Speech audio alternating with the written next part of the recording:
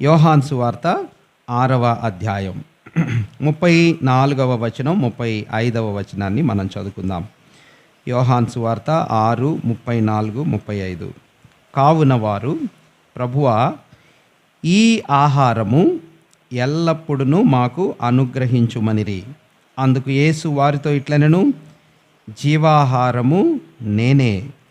నా యొద్దకు వచ్చువాడు ఏమాత్రమును ఆకలి కొనడు. నాయందు విశ్వాసముంచువాడు ఎప్పుడునూ దప్పిక కొనడు. 40వ వచనం కూడా చదువుదామా? 40. కుమారుని చూచి ఆయన యందు విశ్వాసముంచు ప్రతి వాడును నిత్య జీవము పొందుటయే నా తండ్రి చిత్తము. అంత్యదినమున నేను వానిని లేపుదును. 47వ వచనం కూడా చదువుకుందాం. 47 నుంచి క్రిందకి మనం చూద్దాం. విశ్వసించువాడే నిత్య జీవము గలవాడు. జీవాహారము నేనే. మీ పితరులు అరణ్యములో మన్నాను తినినను చనిపోయిరి. దీనిని తినువాడు చావకుండునట్లు పరలోకము నుండి దిగి వచ్చిన ఆహారము ఇదే. పరలోకము నుండి దిగి వచ్చిన జీవాహారమును నేనే. ఎవడైనను ఈ ఆహారము భుజించితే వాడెల్లప్పుడూ జీవించును. మరియు నేనిచ్చు ఆహారము లోకమునకు జీవము కొరకైన నా శరీరమే అని మీతో నిశ్చయముగా చెప్పుచున్నాను. 52-53 వచనాల్లో ఏమన్నారో ఇది ప్రభు చెప్పిన మాట. ప్రభు చెప్పిన మాటకి వింటున్నటువంటి వారు, ప్రభు ఏమన్నాడమ్మా? జీవాహారము నేనే, నా శరీరాన్ని మీరు తినాలి. తింటే మీకేమొచ్చిద్దంట? తింటే ఏమొచ్చిద్ది? నిత్య జీవం వచ్చింది. అంత్యదినమున వానిని నేను లేపుతాను. ఈరోజు ఈస్టర్ పండుగ రోజు కాదు, అంత్యదినమున నేను వానిని లేపుతాను. వాడు మరణించినా లేస్తాడు. ఒకవేళ మరణించకపోతే ఈ జీవాహారమును తింటూ ఉండేవాడు నిరంతరము జీవిస్తాడు అని ప్రభు చెప్పారు. చెప్పగానే మరి వీళ్ళేమనుకున్నారు? ఆ మాట మీరు చదివారు కాబట్టి గుడ్, వెరీ గుడ్, అది అర్థం కావాలన్నమాట. వాళ్ళు అన్నారు, ఈయన శరీరాన్ని తినమంటున్నాడు, ఈయన రక్తాన్ని తాగమంటున్నాడు. అందుకని ఒక రకంగా చెప్పాలంటే మొదటి శతాబ్దంలో ఉన్న క్రైస్తవుల్ని బయట వాళ్ళు ఏమనేవాళ్ళు తెలుసా? నరమాంస భక్షకులు అనేవాళ్ళు, క్యానిబల్స్ అనేవాళ్ళు. క్యానిబల్స్ అంటే వీళ్ళు మనిషి శరీరాన్ని తినేవాళ్ళరా అని అనుకునేవాళ్ళు. ఎందుకంటే ప్రభు వారి శరీరాన్ని తింటేనే నిత్య జీవం అని ప్రభు అన్నాడు. ప్రభు వారి రక్తాన్ని త్రాగితేనే నిత్య జీవం అన్నాడు. మరి ఇది ఎలా సాధ్యం? అంత మాత్రమే కాదు, దానిని అది పాత మొదటి శతాబ్దంలో ఉన్న ఆలోచన. అది కాస్త నెమ్మదిగా మారి కొందరు విశ్వాసులు ఇంకొంచెం దానికి మసాలా కలిపి వాళ్ళు ఏం చేశారంటే, ఈరోజు మనం ప్రభువారి శరీరంలో బాప్తీసం తీసుకున్నాక రొట్టెలో పాత్రలో మనం చేయి వేస్తాం కదా. కొందరు ఏమన్నారంటే ఇది నిజంగా ప్రభు శరీరమే.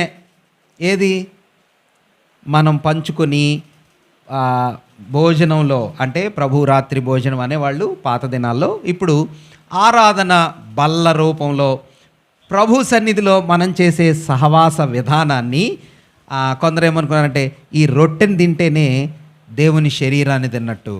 ఈ పాత్రలోది అంటే రసపాత్రని మనం తాగుతున్నప్పుడు ఈ రసపాత్ర ఏంటిదన్నా? నిజంగా ఏమైపోయింది? నిజంగా యేసయ్య రక్తం అయిపోయింది. ఇది ఇప్పుడు నేను ఏం తాగుతున్నాను అనమాట? యేసయ్య రక్తం తాగుతున్నాను అనుకొని అట్లా కొందరు ఊహించుకొని ఇదే ఆయన శరీరం, నిజమైన శరీరం, ఇదే ఆయన రక్తం, నిజమైన రక్తం అనుకొని కొందరు బోధించారు. ఇంతకీ ప్రభు ఆ మాటలు చెప్పేటప్పటికే చూడండి, 52 నుంచి క్రిందకి వచనాలు మీరు చదివితే చాలా దివ్యంగా ఉంటాయి. యూదులు 52:6-52 యూదులు, ఈయన తన శరీరమును ఎలాగా తిననీయగలడు? ఒకడితో ఒకడు వాదించుకొనిరి. అప్పుడు కావున ప్రభువారు యేసు ఇట్లనెను, మీరు మనుష్య కుమారుని శరీరము తిని ఆయన రక్తము త్రాగితేనే గాని మీలో మీరు జీవము గలవారు కారు. నా శరీరమును తిని నా రక్తము త్రాగువాడే నిత్య జీవము గలవాడు. మళ్ళీ చెప్తున్నాడు, అంత్యదినమున నేను వానిని, నా శరీరము నిజమైన ఆహారమును, నా రక్తము నిజమైన పానమునై ఉన్నది. నా శరీరము తిని నా రక్తము త్రాగువాడు నా యందును, నేను వాని యందును నిలిచి ఉందుము అని అంటా ఉండేటప్పటికే అన్న చూడండి ఏం జరిగిందో. 66వ వచనం చదువుదాం. 6:66. అప్పటి నుండి, ఎప్పటి నుంచి అంట అన్న, ఎప్పటి నుంచి? ఆ సత్యం చెప్పిన దగ్గర నుంచి. ఏ సత్యం? నా శరీరాన్ని తినాలా, నా రక్తాన్ని తాగాల అని ఆయన చెప్పిన దగ్గర నుంచి ఆయన శిష్యులలో అనేకులు వెనక తీసి మరి ఎన్నడును ఆయనను వెంబడింపలేదు. అన్న ఎంత విషాదం కదా. ప్రభు మరి ఇది నిజంగా చెప్పాడా, లేకపోతే అలంకార భాషలో చెప్పాడా, ఏ రూపంలో చెప్పాడు? ఇప్పుడు తినటం అంటే ఏంటి, అసలు మనం ఏం తినాలా, ఇప్పుడు మనం తినే రొట్టె, ఇప్పుడు మనం త్రాగే పాత్ర నిజంగా దేవుని యొక్క రక్త శరీరాలను, అవి నిజమైన అవేనా, ప్రభు రక్తం ప్రభు శరీరమేనా, లేకపోతే అవి సూచనల, నిదర్శనాల, అవి సూచించే ప్రతీకల, వాటి భావాలేంటి అని కొంచెం మనం అర్థం చేసుకోవటానికి ప్రయత్నం చేద్దాం. ఈ ఉదయకాల సమయంలో తినటం అంటే ఏంటో దేవుని వాక్యపు వెలుగులో, శరీరం తినటం కాదు, మామూలుగా తినటం అనే పరిభాషలో, బైబిల్ పరిభాషలో ఏ విధమైన భావాన్ని అది చెప్తుంది, తినటం అంటే ఏంటో మనం 1-2 సందర్భాలని ఆధారం చేసుకొని అర్థం చేసుకోవటానికి ప్రయత్నం చేద్దాం. హోషేయ గ్రంథం చూస్తారన్నా? హోషేయ గ్రంథం 12వ అధ్యాయం. ప్రవక్తల గ్రంథాల్లో హోషేయ గ్రంథం 12వ అధ్యాయం 750వ పేజీలో ఉంటుంది. 750వ పేజీలో ఉంటుంది. 12వ అధ్యాయం 1వ వచనం మనం చదువుదామా? 1వ వచనం ఏంటిదంటనా? ఎఫ్రాయిము ఏం మేస్తున్నాడంట? అంటే మనం సరళమైన భాషలో అంటే ఏం చెప్పచ్చు నాన్న? ఎఫ్రాయిము గాలిని తింటున్నాడు. అది ఇప్పుడు ప్రభు చెప్పాడే, నా శరీరమును తిని నా రక్తమును త్రాగువాడు అని చెప్పిన దాని భావం ఏంటో మనం అర్థం చేసుకోవటానికి కొన్ని సహాయమైన ఉదాహరణలని వాక్యంలో చూస్తున్నాం. వాటిలో ప్రథమది, మొదటిది, ఎఫ్రాయిము గాలిని మేయుచున్నాడు అంటే దాని అర్థం ఎఫ్రాయిము గాలిని తింటున్నాడు, తూర్పు గాలిని వెంటాడుచున్నాడు.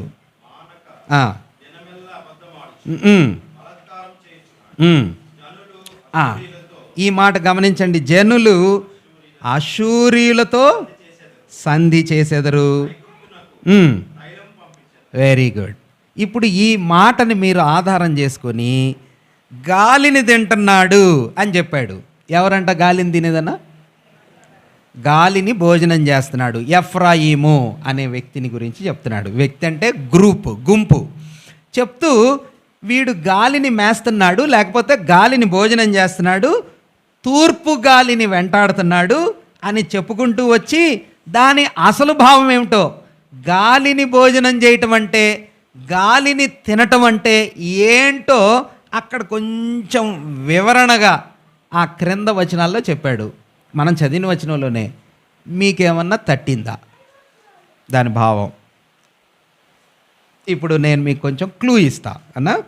జనులు తినటం అంటే, గాలిని వెంటాడటం అంటే ఏంటో ప్రభువే ప్రవక్త ద్వారా చెప్తున్నాడు. జనులు అంటే ఎఫ్రాయిము జనులు, ఇశ్రాయేలు ప్రజలు అషూరుతో ఏం చేస్తున్నారంట? సంధి చేసేదరు. ఐగుప్తునకు ఏం పంపిస్తారంట? గాలిని మేయటం అంటే ఏంటో ఏమన్నా అర్థమైందమ్మా? అమ్మా చెప్పండి అన్న. కరెక్ట్గా చెప్పేశారు. మీరేమన్నా ఐడియా వచ్చిందన్న? అంటే ఈ ఒక్క వచనంతోనే ఆధారం చేసుకొని మనం వింటే, ధ్యానం చేస్తే అర్థం కాదు. ఎఫ్రాయిం అంటే ఎవరన్నా? ఎఫ్రాయిం అంటే ఎవరు? ఎవరమ్మా చెప్పండి? యాకోబు కుమారులో ఒకడు. హోషేయ గ్రంథం యొక్క భావం ఏమిటంటే ఇశ్రాయేలు దేశం రెండుగా విభజించబడింది కదా, తెలుసు కదా మీకు. క్రింద భాగాన్ని ఏమంటాం? ఇది తెలిస్తేనే అర్థమవుతాయి. నేను చాలాసార్లు చెప్పా కదా, కింద భాగాన్ని ఏమంటారు నాన్న? యోదయ దేశం. Very good. పృథ్వీ చెప్తున్నాడన్నా, మీరు చెప్పాలా? క్రింద భాగాన్ని ఏమంటారు? యోదయ దేశం. యోధా దేశంలో ఎన్ని గోత్రాలు ఉంటాయన్నా? రెండు. యోధా దేశంలో రెండు. ఒకటి యోధా గోత్రం, తర్వాత బెన్యామీన్ గోత్రం. షబాష్, వెరీ గుడ్. యోధా గోత్రం, బెన్యామీన్ గోత్రం. ఎక్కడుంటారు వీళ్ళు?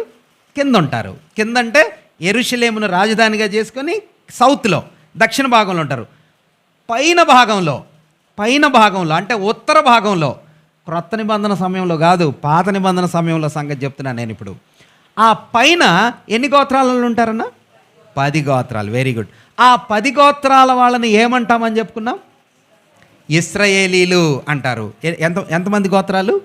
10 గోత్రాల వాళ్ళని కలిపి ఏమంటామన్నా? ఇశ్రాయేల్. ఆ ఇశ్రాయేలీల గోత్రాలకి ఆ పైనుండే స్థలానికి రాజధాని పేరు చెప్పండి. షోమ్రోను. ఏమిటిదన్నా రాజధాని? ఇవన్నీ అర్థం చేసుకోవాలి. ఎక్కడున్నప్పుడు వాక్యం చాలా మధురంగా ఉంటుంది, రియల్ మీనింగ్ మీకు అర్థమైంది. ఈ షోమ్రోనుకి మొదట రాజు, ఈ షోమ్రోనును ఆధారం చేసుకొని మొట్టమొదటి రాజు, దేశము రెండుగా విభజించబడినప్పుడు రాజుగా చేయబడిన మొదటి రాజు పేరు చెప్పండి.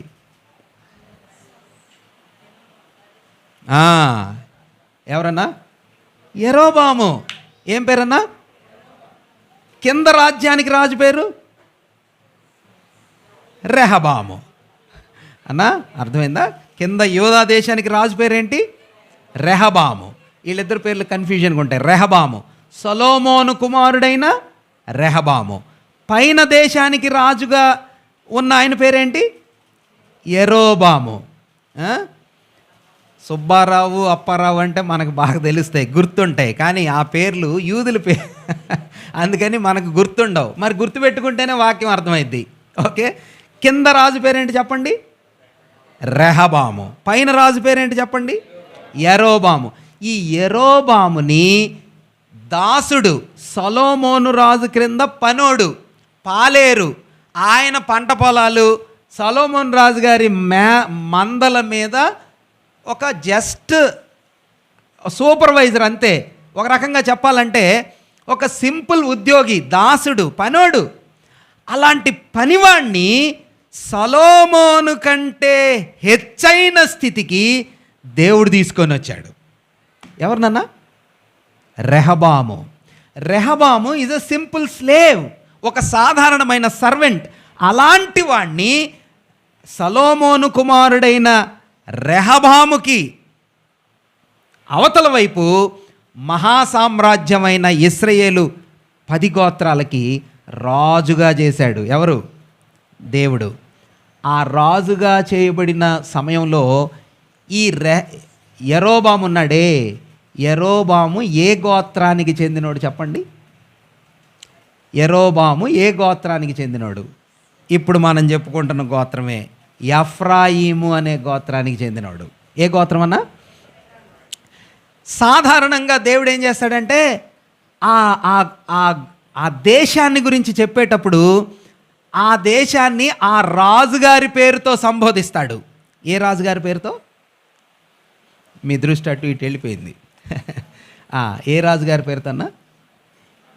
ఏ రాజుగారైతే హెడ్ శిరస్సు, లీడర్, ఆ లీడర్ పేరుతో ఆ దేశాన్ని సంబోధిస్తాడనమాట. ఇప్పుడు ఈ యెరోబాము ఏ గోత్రంలో నుంచి రాజయ్యాడని చెప్పాను? ఎఫ్రాయిము గోత్రంలో నుంచి రాజయ్యాడు. కాబట్టి ఆ రాజుగారి గోత్రం ఎఫ్రాయిము కాబట్టి ఇంకా ఈ ప్రజలందరినీ కూడా ఆయన సంబోధించేటప్పుడు ఎఫ్రాయిము ఎఫ్రాయిము ఎఫ్రాయిము అంటూ ఉంటాడు. అంటే దాని అర్థం ఏంటి? ఎఫ్రాయిము అన్నాడంటే దాని అర్థం ఏంటన్నా? The entire community of Israel.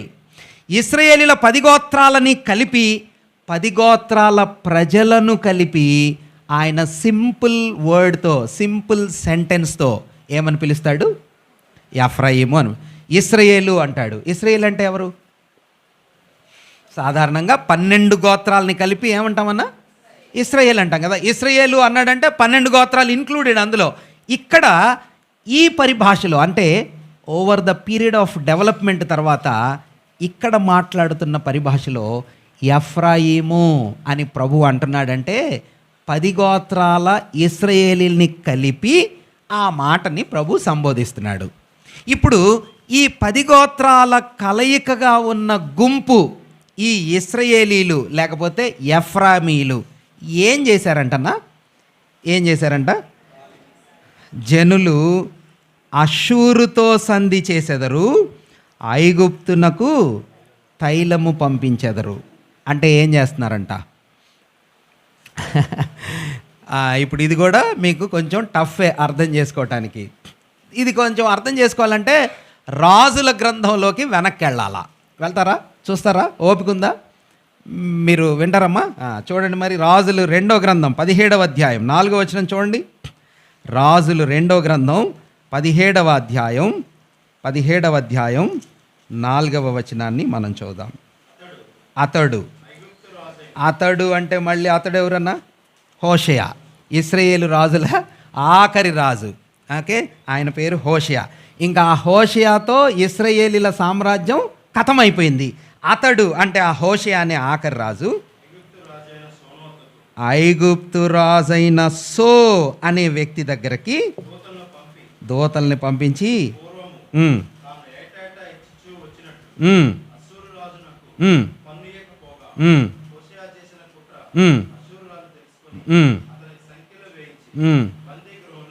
చాలన్నా అమ్మా, ఏమన్నా అర్థమైందా? నేనే చెప్తాను ఫాస్ట్గా. గుడ్. ఇశ్రాయేలీల బ్యాక్గ్రౌండ్, ఇశ్రాయేలీల జియోగ్రఫీ మీరు అర్థం చేసుకోవాలా. ఎవరిది? గట్టిగా చెప్పండి. ఇశ్రాయేల్ దేశం యొక్క జియోగ్రఫీ. మన భారతదేశానికి సరిహద్దులు తెలుసు కదమ్మా, మీకు తెలుసన్నా? ఉత్తరం వైపు ఎవరుంటారు మనకి? మన భారతదేశానికి ఉత్తరం వైపు చైనా ఉంటుంది కదా. ఆ చైనా ఉండే స్థలంలో ఉత్తరం నుంచి ఎవరైనా మన మీదకి శత్రువులు వచ్చారంటే ఎటు నుంచి వచ్చినట్టు? చైనా. తూర్పున నార్త్ ఈస్ట్ అంటారు, నార్త్ ఈస్ట్ అటు నుంచి చైనా వచ్చింది. మరి వెస్ట్ నుంచి, పశ్చిమం నుంచి మన దేశానికి శత్రువులు ఎవరన్నా? పాకిస్తాన్. అమ్మా తెలుస్తున్నాయా నేను చెప్పే? పాకిస్తాన్. ఇలానే సేమ్ ఇదే విధంగా ఇశ్రాయేలు దేశానికి ఉత్తరం వైపున శత్రువు ఒకడు వస్తాడు. ఆ శత్రువు పేరు చెప్పండి. సిరియా. ఫస్ట్ శత్రువు ఎవరు? చిన్న శత్రువు సిరియా. సిరియాని దాటుకొని కొంచెం పైకి వెళ్తే శత్రువు ఎవరన్నా? ఇప్పుడు మీరు చెప్పారే ఏంటిది? అష్షూర్. సరే, బోర్డు ఉంటే మీకు కొంచెం అర్థమయ్యేది. ఈ అష్షూరోడు ఇశ్రాయేల్ దేశాన్ని అటాక్ చేస్తాడు. అటాక్ చేసినప్పుడు అష్షూరు రాజు హోషేయ రాజుని పట్టుకోవాలని ప్రయత్నం చేస్తున్నాడు, జయించాలని ప్రయత్నం చేస్తున్నాడు. అప్పుడు ఈ హోషేయ అనే ఇశ్రాయేలీల రాజు ఏం చేశాడో తెలుసా? ఏం చేశాడంట? కింద రాజు దగ్గరికి దూతల్ని పంపించాడు. కింద రాజు అంటే ఎవరు? ఐగుప్తు రాజు. ఐగుప్తు కింద ఉంటాడు, సౌత్లో. ఈ సౌత్లో ఉండే ఐగుప్తు రాజు దగ్గరికి దూతల్ని పంపించి ఇప్పుడు ఏం చెప్పాడన్నా? చూడండి 17వ అధ్యాయం రాజుల 2వ గ్రంథం 17వ అధ్యాయం 4వ వచనం.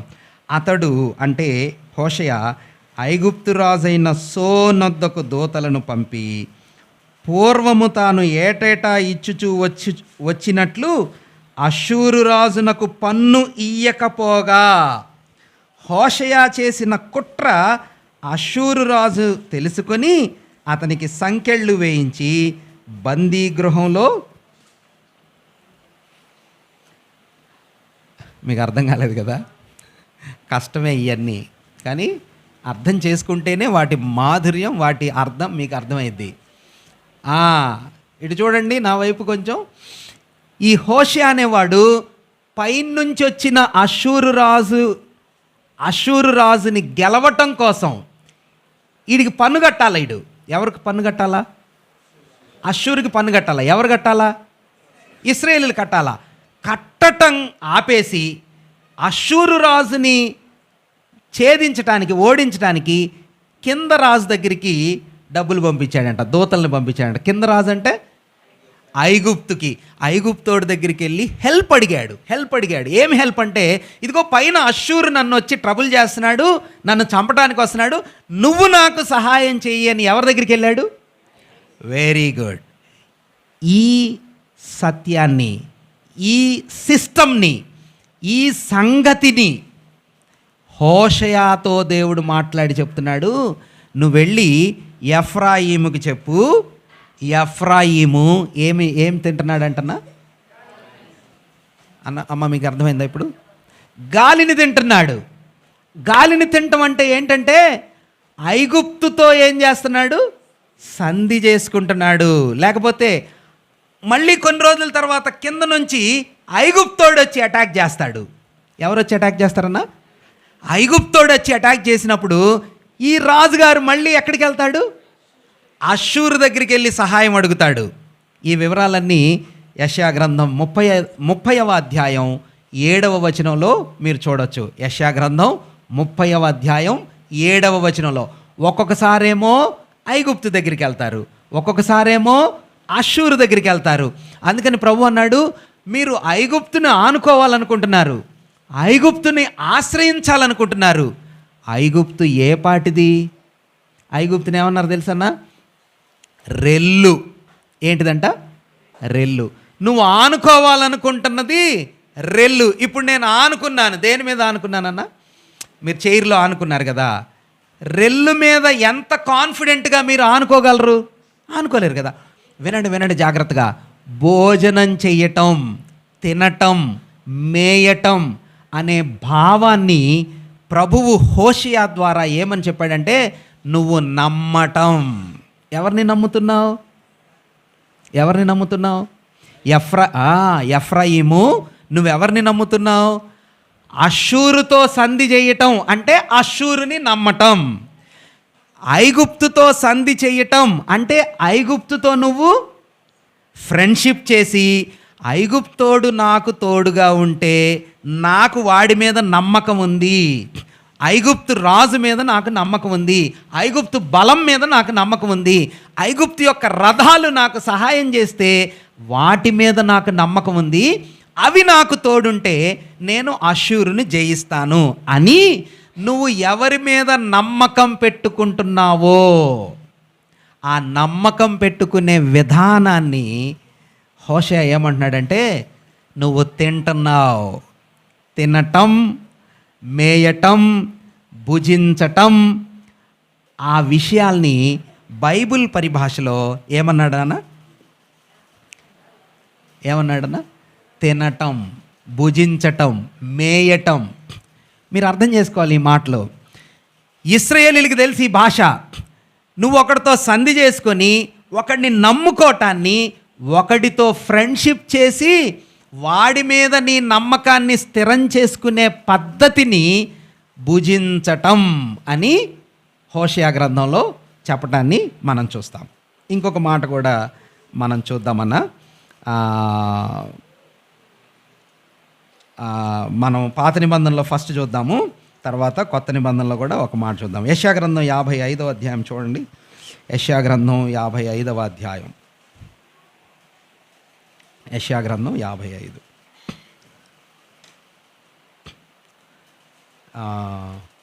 ఒకటి నుంచి చదువుతారన్నా? యెషయా గ్రంథం 55:1. దప్పిక కొనిన వారలారా నీళ్ళ దగ్గరికి రండి,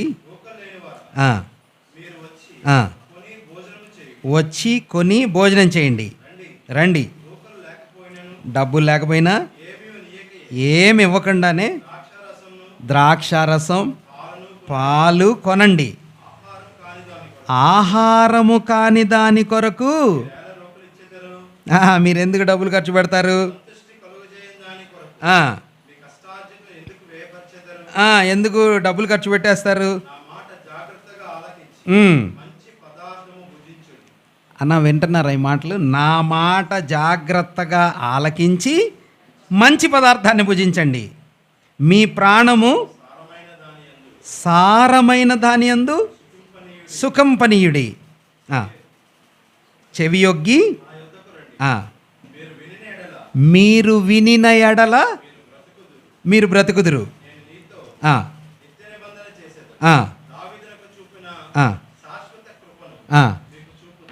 అన్న ఇక్కడ కూడా ఏమన్నా మీకు తట్టిందా? ఏం తట్టలేదా? ఇక్కడ అంటున్నాడు, మీరు భోజనం చేయండి, నీళ్లు తాగండి, డబ్బులు ఖర్చు పెట్టి ఎందుకు అనవసరమైన జంక్ ఫుడ్ కోసం కష్టపడతారు? ద్రాక్షారసం, పాలు, శ్రేష్టమైన ఆహారాన్ని మీరు తినండి.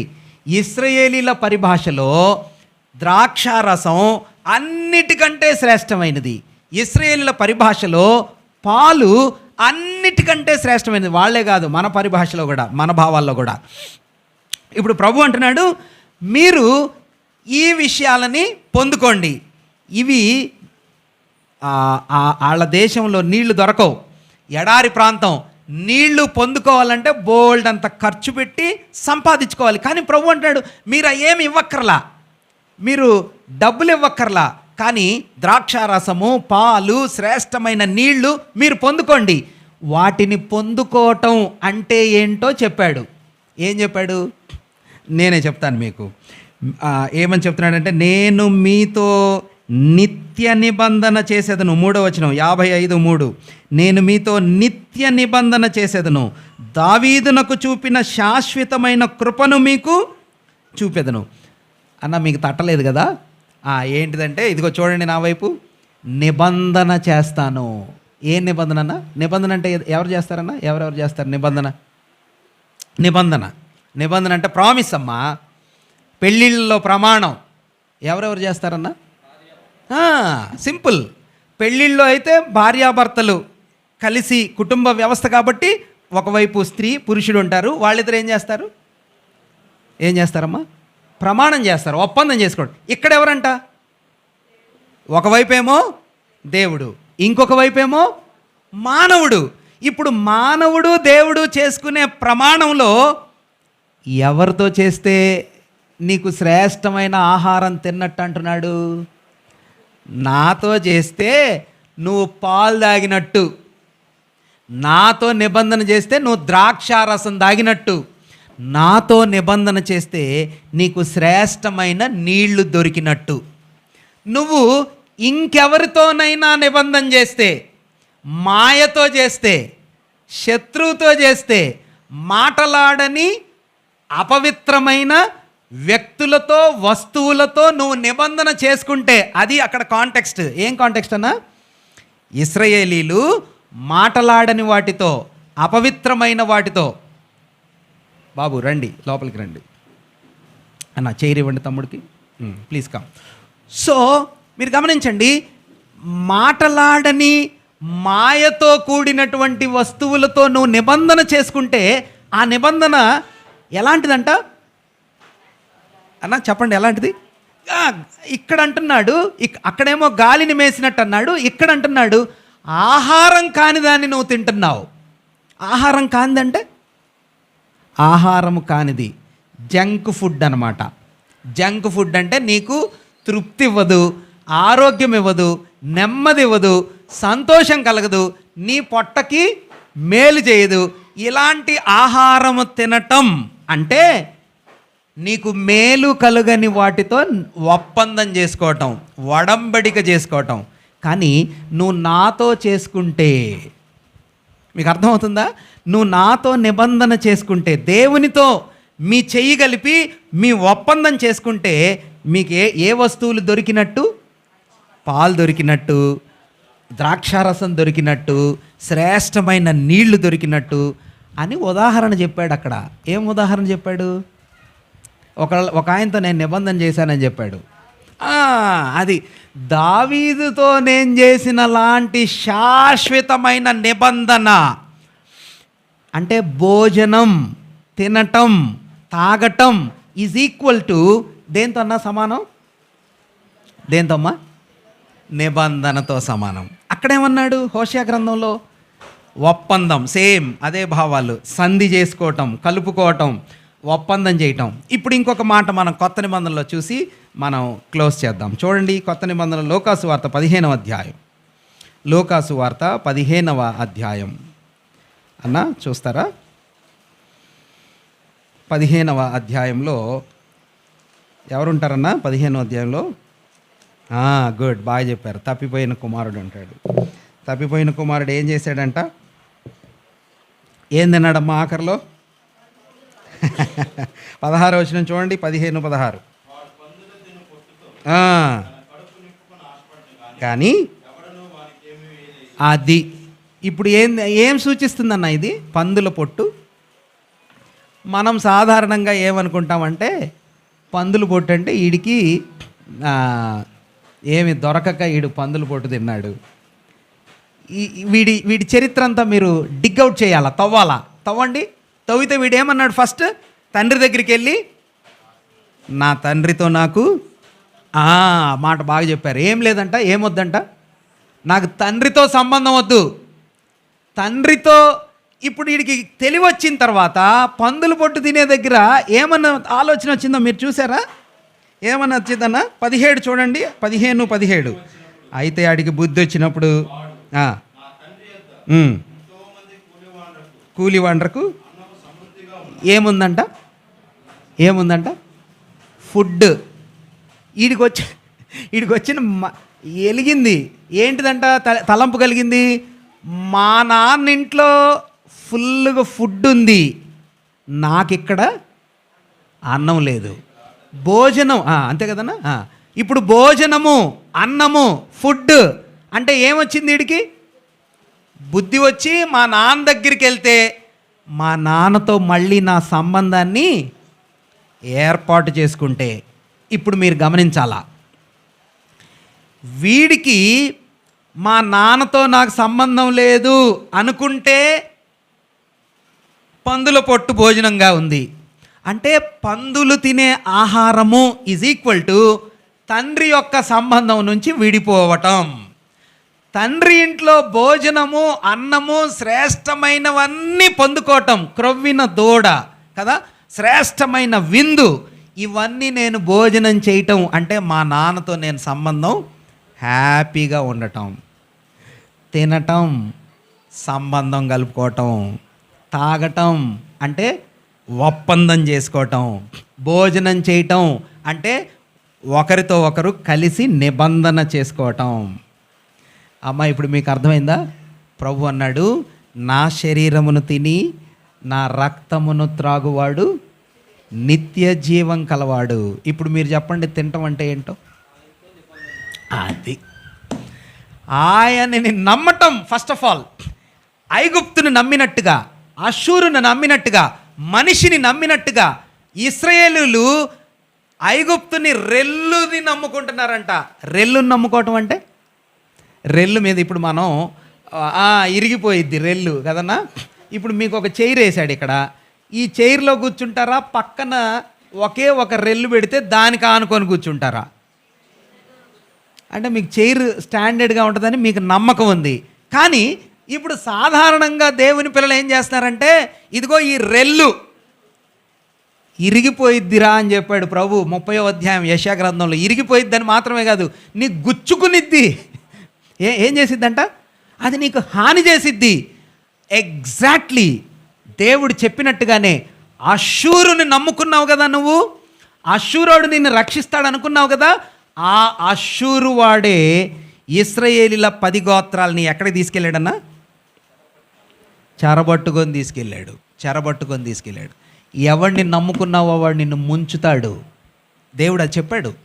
అయితే నన్ను నమ్మితే అంటే నా శరీరాన్ని నమ్మితే, నా రక్తాన్ని నువ్వు ఆశ్రయిస్తే, ఎలాగంటే తినటం అంటే భౌతికమైన తినటం కాదు, తాగటం అంటే భౌతికమైన తాగటం కాదు. ప్రభువే చెప్పాడు. ఆ మాటను మనం చూసి క్లోజ్ చేద్దాం. చూడండి, యోహాను సువార్త 6వ అధ్యాయం. ప్రభు చెప్పిన భావం ఏమిటో, ప్రభు చెప్పిన అర్థం ఏమిటో యోహాను సువార్త 6వ అధ్యాయం 63వ వచనాన్ని మనం చూద్దాం. ఆత్మయే జీవింపచేయుచున్నది, నేను మీతో చెప్పిన మాటలు ఆత్మయు జీవమునై ఉన్నవి. అంటే ఆయన ఏం చెప్తున్నాడంటే, నువ్వు తినటం అంటే నమ్మటం, నువ్వు తాగటం అంటే నువ్వు ఒప్పందం చేయటం. యేసయ్య శరీరంతో, ఆయన శరీరము, ఆయన రక్తము, ఆయన జీవము, ఆయన జీవితం మీద నీ మనస్సును స్థిరం చేసుకుంటే, నమ్మిక పెట్టుకుంటే నీకు నిత్య జీవం వచ్చిద్ది. అంత్యదినాన్న ఆయన లేపుతాడు. ఇది ఆత్మ సంబంధమైన భాష అన్న. యోహాను సువార్త 6వ అధ్యాయంలో 4 రకాల వ్యక్తులు కనిపిస్తున్నారు కదా. 6వ అధ్యాయం 26వ వచనం చూసి మీరు చెప్పండి. మొదటి రకమైన వ్యక్తులు 6:26. యేసు, మీరు సూచనలను చూచుట వలన కాదు కానీ రొట్టెలు తిని భుజించుట వలన మాత్రమే నన్ను వెదకుచున్నారని మీతో నిశ్చయముగా. ఎవరంటన్నా? మొదటి గ్రూపు వెతికేవాళ్ళు, యేసయ్యని వెతుకుతున్న గుంపు. 2 6:41. కాబట్టి నేను పరలోకము నుండి దిగి వచ్చిన ఆహారమని ఆయన చెప్పినందున యూదులు ఆయనను గూర్చి సణుగు కొనుచు. 2వ గుంపు ఎవరంట? 1 వెదికేవాళ్ళు, 2 సణుక్కునేవాళ్ళు, 3 6:52 యూదులు తన శరీరాన్ని ఎలా తినగలనీయడని వాదించుకుంటున్నారు. సణిగేవాళ్ళు ఒకళ్ళు, వెతికేవాళ్ళు ఒకళ్ళు, వాదించుకునేవాళ్ళు ఒకళ్ళు. 6:66 ఆయన శిష్యులలో అనేకులు వెనక తీసి. ఇప్పుడేం గ్రూప్ అన్నా? వెనక్కి వెళ్ళిపోయేవాళ్ళు.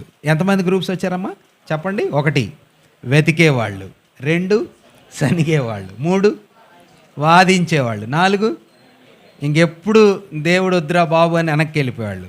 మీరే గ్రూపు? కానీ ఇంకొక ఆఖరి గ్రూప్ ఉంది, వాళ్ళని చూద్దాం. చూడండి 68వ వచనం అన్న. 68 సీమోను పేతురు, ప్రభువా. 67 చదువుతారా? 67 కూడా చదవండి. కాబట్టి ప్రభు, మీరు కూడా వెళ్ళిపోవాలని ఉన్నారా అడుగగా భక్తుడైన పేతురు, ప్రభువా ఎవరి దగ్గరికి వెళ్తామయ్యా? కలవాడవు,